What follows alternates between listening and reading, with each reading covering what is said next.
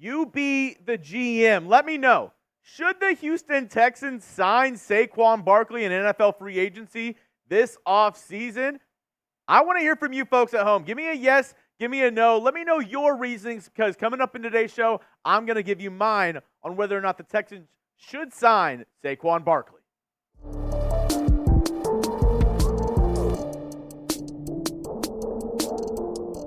Welcome into Texans Today. I'm your host, Jeremy Chuggs, and coming up, should he come to Houston? Saquon Barkley, will he help fix the rushing issues down in H-Town? I'm going to let you know everything you need to know about Saquon Barkley heading into NFL free agency. But before I get going, I just have to say thank you. Thank you to everybody who subscribed to the channel so far. We hit 10,000 subscribers, a huge mark on the channel. So to everyone who's hit that sub button, thank you so much. And if you haven't, go down and hit that sub button right now if you want Texans news and rumors videos all off season. I'm bringing you daily Texans videos, and we are the fastest growing Texans channel on YouTube. So this is my pitch to you. Hit that sub button. If you don't like it in a week, you can unsubscribe. But let me earn your subscription here at Texans Today, and let's get going with today's video. First, why the Texans should sign Saquon Barkley. I have 3 reasons laid out for you, and the first one is pretty plain and obvious if you ask me. The Texans need to sign him because the Texans' running game needs help. After the divisional round loss to the Baltimore Ravens, DeMeco Ryans highlighted that the Texans' running game was not very good. I mean, as we look at these, NFL ranks for the rushing attack for the Houston Texans, 29th in yards per carry at 3.7. Only 10 rushing touchdowns, which was 25th in the league. Only 4 runs of 20-plus yards, which is 31st in the league. And the longest run for the Houston Texans this season was a 24-yard run, which ranks dead last in the NFL. This team desperately needs help at the running back position and needs help in the running game if they want C.J. Stroud to continue to develop and this team to continue to contend in the AFC. Secondly, the Texans, they can focus on other needs in the draft if they go ahead and sign Saquon Barkley in free agency. These were my top needs heading into the offseason for the Houston Texans. If the Texans can focus on D-line, O-line, and secondary rather than drafting a running back, which obviously they could in the later round. They wouldn't have to spend a top pick for a running back in this year's draft. But if they're able to try and get these other positions rather than drafting a running back in the 2nd or 3rd round, I'd really prefer that because I think the Texans' D-line, secondary, and O-line need some help this offseason. So if they sign Saquon in free agency, that's just one less need that the Texans have entering the 2024 NFL draft. And my last reason, probably the most obvious one, Saquon, he can be a top 5 back in this league if he gets the chance. We've already seen it with his time in New York and how he's played for the New York Giants. I mean, go back to 2022. Over 1,300 yards carrying the rock, 295 carries, 4.4 yards per carry, and 10 touchdowns. This past season in 14 games, 962 yards, 6 touchdowns. He was the Rookie of the Year for a reason. He's a threat on the ground and out of catching the ball out of the backfield. Saquon Barkley, in the right system with the right opportunities, can really thrive in an NFL offense and with the Houston Texans, in my opinion. So let me ask you this question real quick.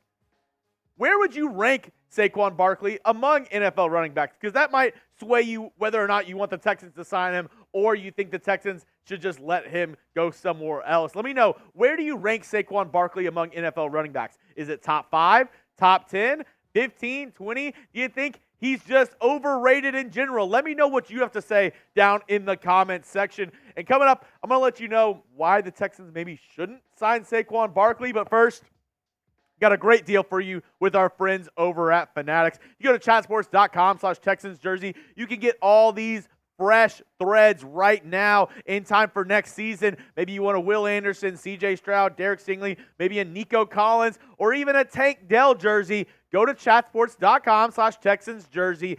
That way Fanatics knows that we sent you and get some great deals on some Texans jerseys today. Get swagged out with our friends over at Fanatics. Just go to chatsports.com/Texans jersey. That link's going to be in the comment section and description of today's video. Now, why not to sign Saquon Barkley? First up, the injury concerns. Now, I think this does get overblown a little bit, but as we look at Saquon's injury history, he definitely has a little bit of history getting injured with the blue and red up there in New York. 2019, 3 games missed with an ankle injury. 2020, torn ACL, out for the season. 2021, ankle injury, 4 games. 2023, this past year, he missed 3 games with an ankle injury. Those ankles, are they made of glass? Because Saquon keeps on hurting his ankles, keeps on getting injured. Now, this might be due to him getting the workhorse, carries up there in New York. But regardless, it's not a good sign signing somebody to a contract and you're like, oh, this guy has a lot of injury history. It's a very big red flag for the Houston Texans if they want to make this move in NFL free agency. The other option, or the other reason why you don't sign Saquon, is because there are a lot of options in free agency. You don't need to sign Saquon if you don't have to. There are a ton of guys hitting the free agent market this offseason. Just to name a few: Derrick Henry, Josh Jacobs, Tony Pollard, Austin Eckler, DeAndre Swift, Gus Edwards, A.J. Dillon, Devin Singletary, who played pretty well for the Houston Texans this past season, and Ezekiel Elliott. There are a lot of guys in free agency. So if you don't want to pay one of the top guys like a Derrick Henry, Josh Jacobs, Saquon, or Austin Eckler, you could get somebody like DeAndre Swift, A.J. Dillon, maybe even bring back Devin Singletary, and then go get somebody late in the draft. Go get another guy in free agency if you absolutely need to. It's not an absolute need. Saquon's not the far and away best running back in this free agent class. Derrick Henry sitting there, a division rival, that could be pretty tantalizing as well if you want to go get him. And the last reason might be, and it kind of goes with the fact that there are a lot of free agent options, is Saquon will want to get paid. He's coming off, semi-franchise tag deal with the Giants where they ended up not franchise tagging him after a long stalemate. Only had his rookie deal.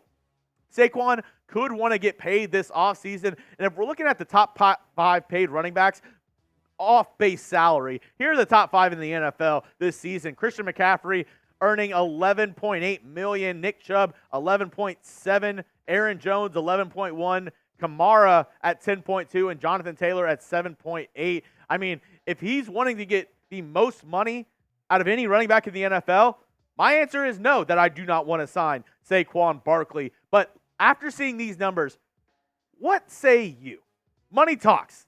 That's the old saying. What's the most that you would pay Saquon Barkley per year? Is it $8 million, $9 million, $10 million? Do you think he deserves to be the highest paid back in the NFL? Let me know what you have to say down in the comments section. And just to wrap a pretty little bow on this video, me personally, I would go out and try to sign Saquon Barkley and make a splash move.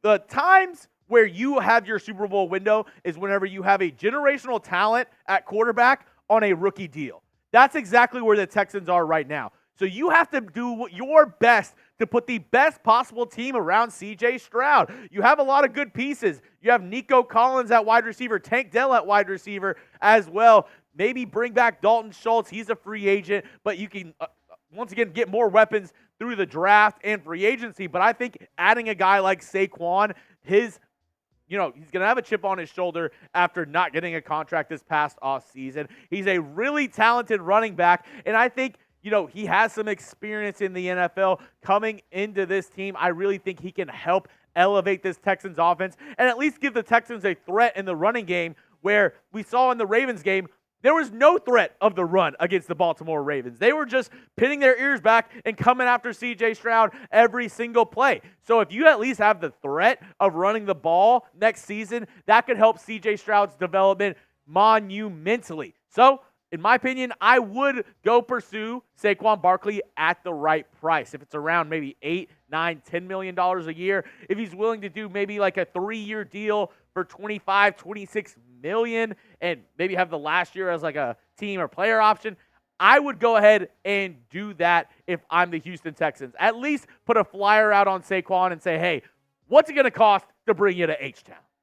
Now, that's all I have for you on today's video. Make sure to hit me up on Twitter at Jeremy Chuggs. If you have any questions around the Houston Texans, if you think I have shit takes, if you think I have really good takes, go hit me up on Twitter at Jeremy Chuggs and let me know what you have to think about the whole Saquon to Houston deal. And if you haven't already, I said it at the top of the show, go down and hit that sub button. We just passed 10K. My goal by next football season is to get to 20,000 subscribers. So help me out today. Go hit that sub button or go to youtube.com/TexansTV for daily Texans videos.